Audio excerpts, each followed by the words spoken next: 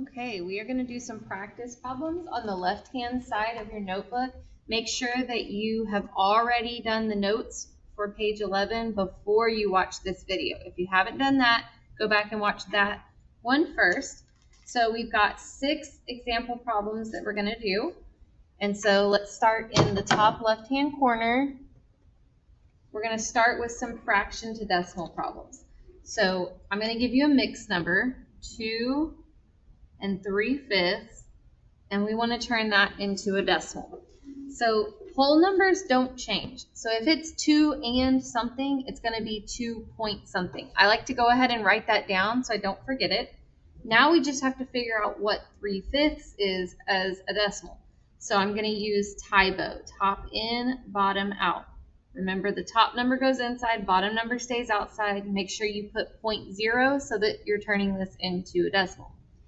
5 can't go into 3, but it can go into 30 6 times. 5 times 6 is 30, and we subtract and get 0. So I know this says 0.6, but that's just for 3/5. We have 2 3/5. So we just ignore that 0 there because that's where our 2 is going to go. So we're just going to add the 0.6 on the end of our 2. So 2 3/5 is equivalent to 2.6. Our next example is going to be 1/3. And you can always pause this video if you need to stop and catch up.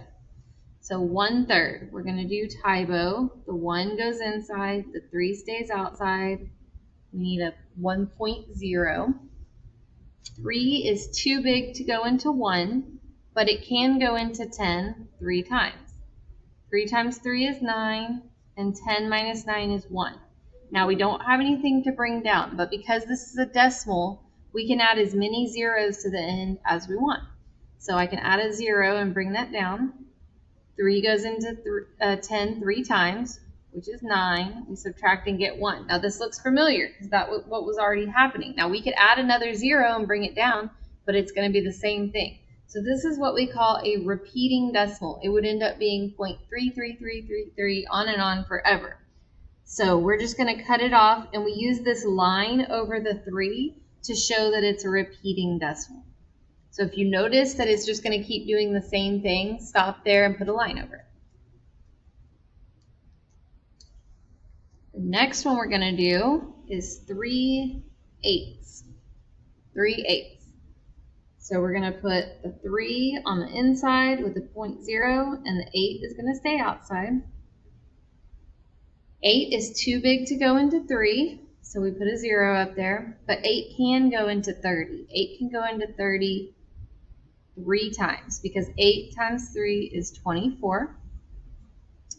30 minus 24 is 6. Now notice I just know that, so I did not borrow, but if you need to borrow, you would cross off these. That would become a 10. 10 minus 4 is 6. Okay, so we don't have anything to bring down, so I'm going to add a 0. Again, you can only add a 0 when it's after a decimal point, but we do have a decimal point. 8 goes into 67 times because 8 times 7 is 56. Now we're not done yet. 60 minus 56 is 4. We can add another 0, bring that down. I'm running out of room. 8 goes into 40 5 times. Now that is 40. Let's see if I can squeeze that in just barely. So this one is 375 thousandths, 0.375. Okay, we're going to do one more going from a fraction to a decimal. So this one is going to be 8/3. So even improper fractions can be turned into decimals. So we still put the top number on the inside with a 0.0.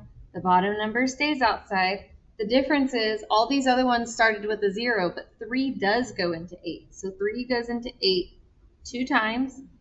3 times 2 is 6. 8 minus 6 is 2. We bring down that 0. 3 can go into 20 6 times. 3 times 6 is 18. We subtract and get 2. Bring down, add a 0 so we can bring down that 0. 6, 18, 2. Again, we're seeing a pattern here. It's going to keep going on and on forever.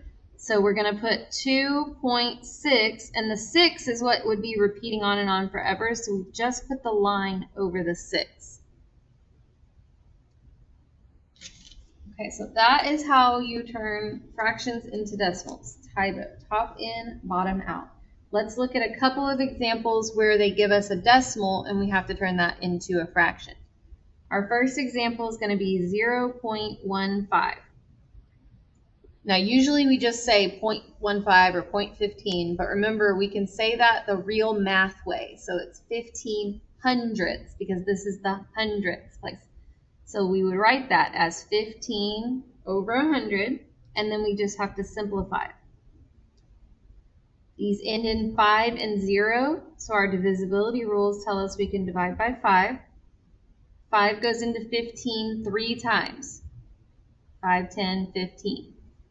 5 goes into 100 20 times. There's nothing that I can divide 3 and 20 by, so we're done with that one. And last but not least, 1.4. Again, normally we just say 1.4, but if we're going to be mathematicians and say it the right way, we would say 1 and 4 tenths. 1 and 4 tenths. So again, the 1 doesn't change. That's just still going to be 1. 1 and 4 tenths written as a decimal, as a fraction. But we can simplify. Those are both even, so we can divide by 2. Now be careful. The 1 is not changing. 1 is always going to be 1. So don't forget about that 1 in front. Half of 4 is 2, and half of 10 is 5. So the answer here is 1 2/5. Okay, make sure you have all those written down. I will go down in case anybody needs to copy something they missed. And good luck on tomorrow's assignment over this.